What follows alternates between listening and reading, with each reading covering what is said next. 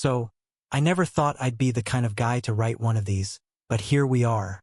I'm a 46M, and a couple of years ago I had my entire life turned upside down by the one person I trusted the most, my wife. At that time, I owned a small but thriving factory. Nothing flashy, just specialized components for industrial machines. We had about 80 employees, and the business had been in my family for 2 generations.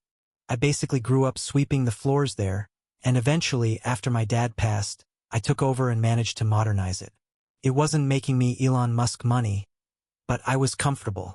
House, vacations, college savings for the kids, the whole suburban dream. And then there was her.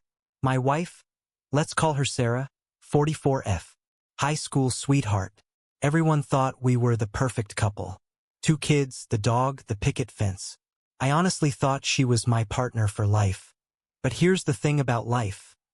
It doesn't just pull the rug out from under you. Sometimes it lights the rug on fire, kicks you in the teeth, and then laughs while you're rolling around wondering what the hell just happened. And that's exactly what Sarah did to me. So, for a while, I noticed Sarah was different. You know the signs, suddenly hitting the gym more, buying new clothes, texting with her phone tilted just a little too far away. First, I brushed it off. We'd been married for 20 years. I figured maybe she was just going through some midlife stuff. But then came the late nights, the work meetings, the mysterious smiles at texts she wouldn't explain. I confronted her once, and she gave me the classic, "You're imagining things, you're paranoid" speech. And because I was stupidly in love, I let it go. Except, she wasn't meeting coworkers. She was meeting my factory's operations manager. Yep, the guy I trusted to help me run the business. The guy I paid 6 figures a year because I thought he was loyal. Turns out he was loyal, just not to me. I found out the old-fashioned way. One of the employees who had worked there since my dad's time pulled me aside and said, "Boss, you need to know your wife's been spending a lot of time in his office when you're not around." That was the gut punch. Like, sure, I had suspicions, but hearing it confirmed, different level. And it wasn't just an affair. No. That was just the appetizer. The main course? That's where things got nuclear. So after I learned about the affair, I started quietly digging. I didn't want to explode right away. I wanted facts. Bank records, emails, anything. And what I found was worse than just her cheating. Sarah wasn't just sleeping with the operations manager. She was planning with him. Behind my back, she'd been maneuvering herself into the company. See, I was dumb enough to give her partial control years ago when we did some estate planning. Just in case something happens to me, honey. Yeah. Worst mistake of my life. Turns out, she'd been using that power, plus her charm, to win over board members and investors. And the ops manager? He was feeding her every bit of intel she needed. When I finally confronted her, I'll never forget her face. She didn't deny it. She didn't even flinch. She just said, "You're not the man you used to be, and the company needs someone who can actually run it." I wanted to scream. I wanted to throw her out right then and there. But before I could even do that, she dropped the hammer. She told me they'd already filed paperwork. Fraud charges, embezzlement, stuff I had no idea about. But apparently, someone had been cooking the books, and my name was all over it. It was like the floor disappeared beneath me. And within a month, I wasn't in my office anymore. I was in a cell. Walking into prison the first day was surreal. 1 month I'm running a factory, driving a decent car, sleeping next to my wife of 20 years. The next, I'm standing in line for a state-issued jumpsuit while a guard yells at me to take my belt off. It's like your identity gets stripped the second those bars close. I wasn't the boss anymore. I was just another inmate with a number. And everyone wanted to size me up. The first night was the worst.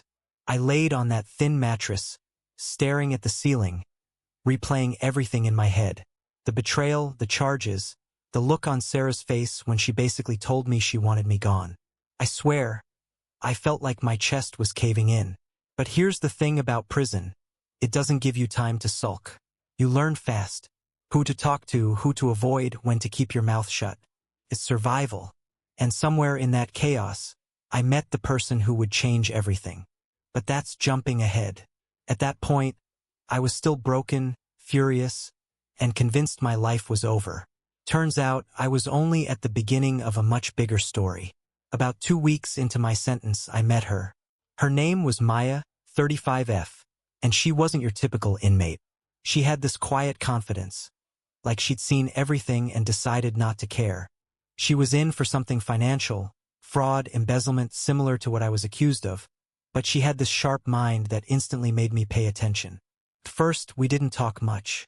Prison is weird like that. You can't just start chatting without gauging if the person's trouble or worth your time. But one night, during lockdown, we ended up on the same bench in the yard, and I overheard her giving advice to another inmate about investment schemes. I was curious. So I said, "You've done this before?" She just smirked. "You mean survive and make money off other people's mistakes?" "Yeah. But I don't usually help amateurs." Something about her energy was magnetic. She didn't pity me and she didn't judge me. For the first time in weeks, I didn't feel like a complete loser. I felt capable again. And that little spark? It was about to grow into something that neither of us expected. Over the next few months, Maya became my unofficial mentor. She taught me things I never thought I'd learn in prison. About money, investments, networking, and spotting opportunities. She had a way of breaking down complex financial strategies in simple terms, and I was like a sponge. At first, it was just theoretical talk. Stocks, bonds, side hustles, stuff I'd never had time for while running a factory. But slowly, I realized that if I played this right, I could rebuild myself even from inside these walls. We even started small experiments. Nothing illegal, just ways to invest the tiny commissary credits we earned, pooling them into things other inmates wanted. Candy, snacks, small favors. It was basic, yes, but it taught me leverage and negotiation. And more than that, working with Maya gave me something I hadn't had in a long time. Trust. Someone who believed I wasn't a complete fool, even after everything had been taken from me. By the time I realized it, I wasn't just surviving prison anymore. I was planning, and I had a roadmap to do it smarter than anyone else had before. By the time I hit my 6th month in prison, Maya and I had a plan. We weren't talking about petty revenge or settling scores. This was bigger. She taught me how to play the system legally, how to research emerging markets, and how to identify gaps where no one else was paying attention. We started small at first. I used my old connections from the factory, quiet phone calls, discreet emails, nothing traceable, and Maya guided me on where to invest. Some fellow inmates even became part of small legal ventures, helping us run things from the inside. At first, I didn't believe it would work. I mean, who becomes a billionaire from prison? That's the kind of story you read in tabloids. But Maya's methods were meticulous. She didn't gamble. She calculated, plotted, and executed with precision. I also realized something crucial. Anger is a powerful motivator. Every time I thought of Sarah, taking over my factory, smiling like she'd won, I turned that rage into focus. I wanted her to regret everything, yes, but more importantly, I wanted to win at a level she couldn't even imagine. And that's when things started moving faster than I ever expected. The first real success came about 9 months in. We had pooled our limited resources into a small tech startup. Just some software tools for logistics and supply chain optimization. Nothing glamorous, nothing flashy. But it worked, and it started turning a small profit. Prison communication is tricky, but Maya had a network. We used secure emails and lawyers to funnel everything legally. Every profit was reinvested, every mistake analyzed. Slowly, the money started growing. It wasn't just about cash, it was about confidence. I was no longer the broken man Sarah left behind. I was building something real, something that couldn't be stolen from me this time. Even better, we started attracting attention from legitimate investors outside. People were impressed with our strategy, our discipline. We weren't flashy. We were smart, calculated, unstoppable.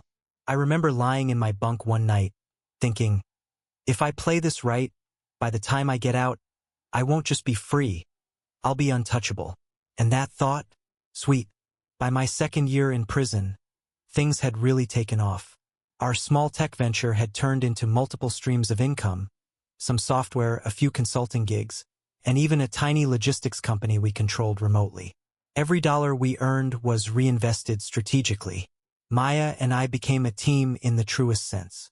She handled strategy and risk management, I handled execution and networking. And the more we succeeded, the more we realized just how much untapped opportunity exists, even from inside a prison. I started to get letters from former colleagues and business contacts, cautiously asking for advice or proposing partnerships. They didn't know I was running a small empire from behind bars, but they trusted my name. And that trust? That was leverage. The anger I still felt towards Sarah became a fuel source. She had taken everything from me, but here I was, building something she couldn't touch, couldn't predict, and wouldn't see coming for years. For the first time since my arrest, I felt like I had control again. And control is everything when you're trying to turn a nightmare into a fortune. By the third year, our ventures had grown exponentially.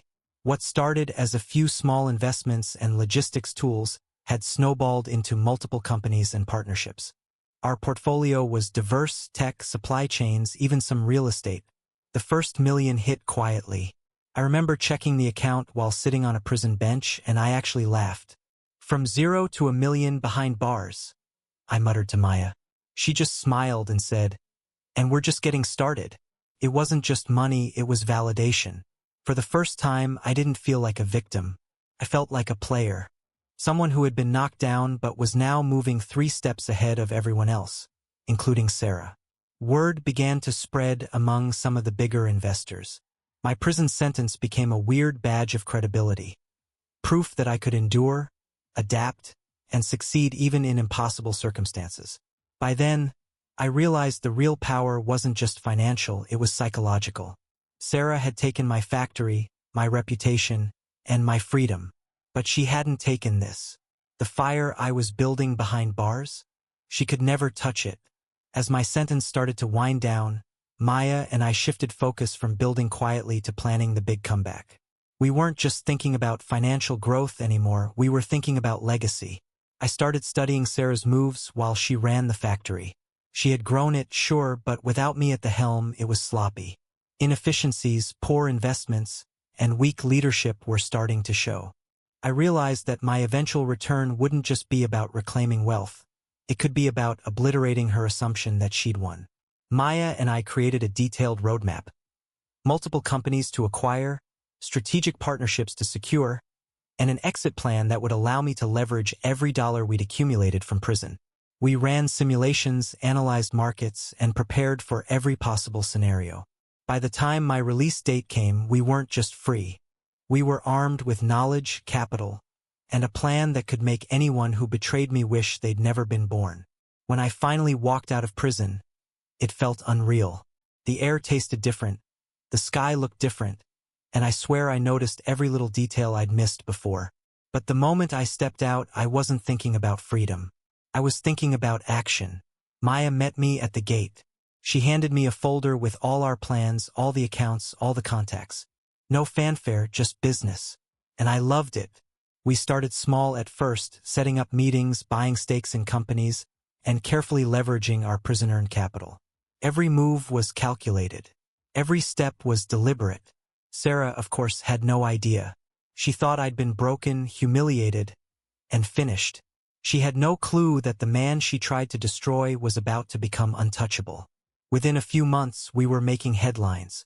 Strategic acquisitions, successful investments, partnerships with major players. The empire we built quietly in prison was now visible to the world. It didn't take long for Sarah to catch wind of what was happening. The first time I heard about it was through a mutual contact who casually mentioned, "Hey, saw your ex on the news. Sounds like she's not running the factory so well anymore." I smiled. That smile wasn't just satisfaction, it was vindication.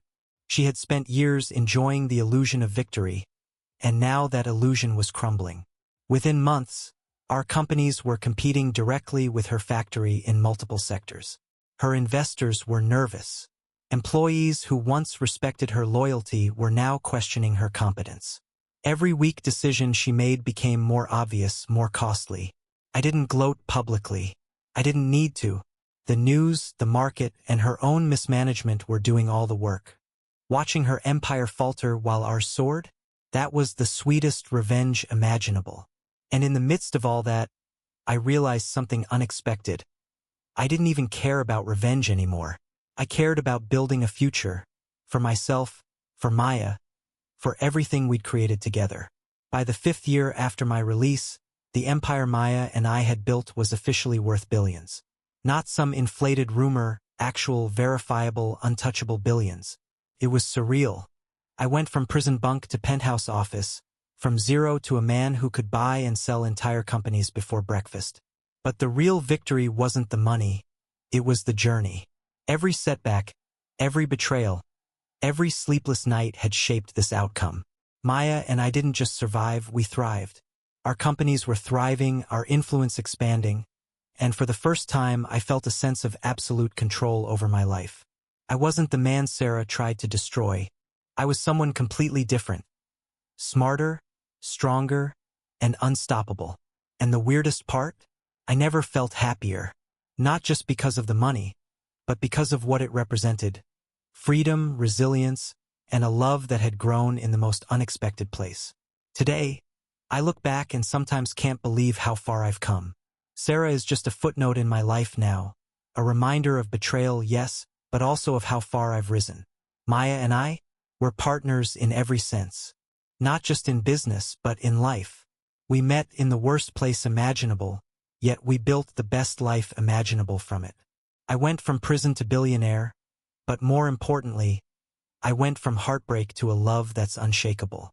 Every time I walk into one of our offices, seeing employees thrive, seeing projects succeed, I feel a sense of purpose that money alone could never buy. And when I think back to those first days behind bars, lying on that thin mattress, I smile, because I learned something crucial. Life can take everything from you, but if you play it smart, if you keep learning, if you find the right person to trust, you can come back stronger than anyone imagined. And that's my story. From betrayal and prison to love and billions. A life rewritten, page by page. Thank you for listening to the story. Subscribe to the channel and listen to even more stories on completely different topics. You can also write what was wrong in the comments. Have a nice day.